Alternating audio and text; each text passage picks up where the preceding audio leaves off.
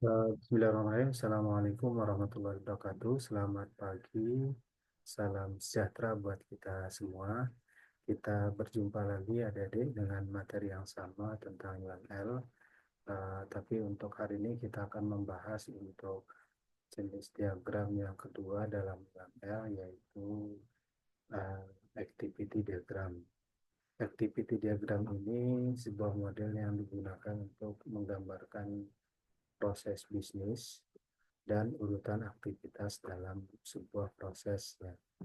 Uh, Nah, selain itu juga activity diagram dipakai dalam memodelkan bisnis proses untuk menggambarkan urutan aktivitas-aktivitas di dalamnya ya. Nah,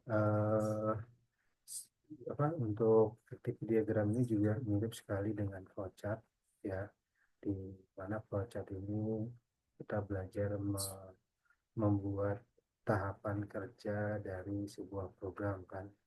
Nah, ini kalau flowchart mungkin ada yang sudah kenal ya, ketika belajar tentang dasar-dasar pemrograman atau algoritma dan pemrograman satu. Dan active diagram ini juga mirip dengan data flow diagram. Nah, data flow diagram ini ada pada perancangan terstruktur ya. Nah, ini mungkin pernah dengar di beberapa MK yang mungkin pernah disinggung oleh para pengajar ya. Nah, activity diagram ini juga sangat bermanfaat untuk uh, dibuat di awal ya, di awal ketika dalam memodelkan sebuah proses untuk membantu para develop untuk memahami proses secara keseluruhan ya, karena ini cukup penting. Seperti mungkin kalau ketika kita membuat source code ya, kita kan diminta terlebih dahulu harus membuat flowchart-nya ya. Nah, kenapa? Karena dengan flowchart itu kita tahu nanti bentuk prosesnya apa aja, aktivitasnya, kemudian variabelnya apa aja. Nah, ini untuk para memudahkan kita dalam mengedevelop dengan menggunakan bahasa pemrograman. Nah, kalau yang di activity diagram dalam memodelkan sistem, ini cukup bagus kalau di awal dibuat. Ini untuk membantu para engineer yang mengembangkan sistem itu bisa memahami proses secara keseluruhan. Dan di dalam kita membuat activity diagram uh, ini mengacu pada sebuah proses ya, atau sebuah use case pada use case diagram. Jadi sebuah proses lah istilah, atau sebuah lingkaran oval tadi di dalam use case. Nah, itu adalah activity diagram. Nah, ini untuk simbol activity diagramnya ya. Uh, untuk notasi atau simbol untuk start lingkaran hitam full, N ya, ini yang lingkaran tapi di pinggirnya ada putih. Kemudian penggambaran activity ada segi 4 panjang bulat ya. Kemudian ada percabangan atau box ya, ini yang percabangan yang mana satu aktivitas ketika dilakukan akan mempengaruhi beberapa aktivitas yang uh, ada di dalam sistem itu secara paralel waktu bersamaan. Jadi dalam satu waktu itu dia mempengaruhi ada dua aktivitas ya. Nah, ini kalau misalnya muncul nanti model seperti itu, maka kita menggunakan jenis notasinya adalah box ya, atau percabangan. Nanti mungkin bisa dibedakan box dengan yang atau percabangan yang di decision ini beda ya. Ya, ini beda. Kalau ini satu aktivitas ya atau tidak ya. Tapi kalau yang di sini dua-duanya dilakukan dalam waktu yang bersamaan ya. Nah, kalau ini kan satu ya, decisionnya satu. Kemudian untuk yang kelima itu ada join ya. Nah, ini dua aktivitas yang berbeda di beberapa aktor ya itu menuju pada satu aktivitas, maka digabung dengan terlebih dahulu sebelum masuk ke notasi aktivitinya, maka kita buat simbol join ya. Dan yang keenam ya, yang keenam itu ada decision, kemudian yang berikutnya simulasi untuk pembatasan untuk aktor yang terlibat dalam aktivitas, seluruh aktor yang terlibat dalam aktivitas tersebut. Nah, ini contoh aktivitas diagram pengambilan uang di ATM Anjungan Tunai Mandiri, mana di dalam aktivitas ini ada 3 aktor yang terlibat, yaitu customer, ada mesin ATM, dan ada bank. Nah, untuk kegiatan pengambilan uang di ATM ini berawal dari pelanggan ya.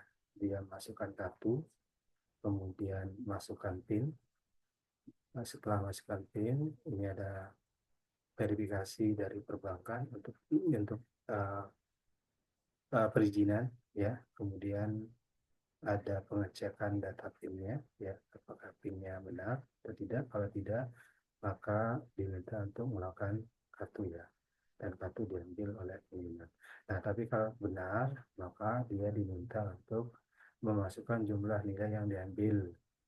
Nah, setelah memasukkan jumlah nilai yang diambil, nah itu ada pengecekan jumlah nilai rekeningnya ya. Nah, kalau nilai rekeningnya uh, lebih kecil dari jumlah yang dimasukkan, maka muncul sebuah pesan bahwa Anda tidak bisa uh, mengambil uang, atau misalnya tidak bisa diproses lah istilahnya, jumlahnya terlalu besar ya. Misalnya uh, tidak sebanding dengan nilai rekeningnya. Nah, tapi kalau nilai rekeningnya lebih besar dari sama dengan jumlah yang dimasukkan, maka ambil uangnya. Nah, ini yang di sini ada join ya. Kemudian di sini simbol join, di mana nanti ada 2 tujuan. Yang pertama customer, yaitu mengambil uang. Kemudian tujuan yang kedua ada bank. Ya, ini yang di bank ini adalah melakukan proses debit ya. Nah, setelah debit dari bank masuk ke, oh maaf ya, ini Fox ya, ini Fox. Nah, di Fox ini untuk satu sumber menuju 2 tujuan ya. Nah, yang satu debit, yang satu pengambilan uang. Kemudian dari bank ya, masuk ke ATM ya, mesin ATM-nya, dan diterima oleh simbol join. Nah, join ini yang bersumber dari 2 inputan, keluarnya 1 ya. Nah, munculnya jumlah, kemudian keluarkan kartu dan ambil kartu. Ini satu contoh untuk bentuk penggambaran activity diagram. Nah, untuk yang kedua, contoh yang kedua adalah untuk pemesanan barangnya. Nah, untuk pemesanan barangnya ada 3 aktor yang terlibat, bagian gudang, bagian pembelian, dan ada supplier ya. Nah, di bagian gudang membuat data pesan, diterima bagian pembelian ya, kemudian buat SPP, surat perintah pembelian, supplier terima surat perintah pembelian, kirim barang dan faktur. Kemudian dari bagian gudang terima barang dan faktur, kemudian eh, membuat dari bagian gudang membuat SPBB, SPBJ ya, dari bagian pembelian terima tanda tangani SPBJ ya, tanda terima. Kemudian dari supplier terima SPBJ kopiannya. Nah, kemudian konfirmasi pembayaran, bagian pembelian melakukan pembayaran, kemudian dari supplier terima pembayaran, buat kwitansi dan terima kwitansi. Nah, ini untuk contoh pembelian barang dengan prosedur penetapan list yang dibeli, kemudian diterima oleh bagian pembelian, dan bagian pembelian mengirim surat perintah pembeliannya. Iya, itu mungkin dari saya tentang activity diagram untuk teorinya. Mungkin untuk lebih detailnya kita back ke toolnya, yaitu dengan menggunakan AI ya. Itu saja mungkin dari saya materinya. Untuk teorinya activity diagram, kurang lebihnya saya mohon maaf. Cukup sekian. Assalamualaikum warahmatullahi wabarakatuh.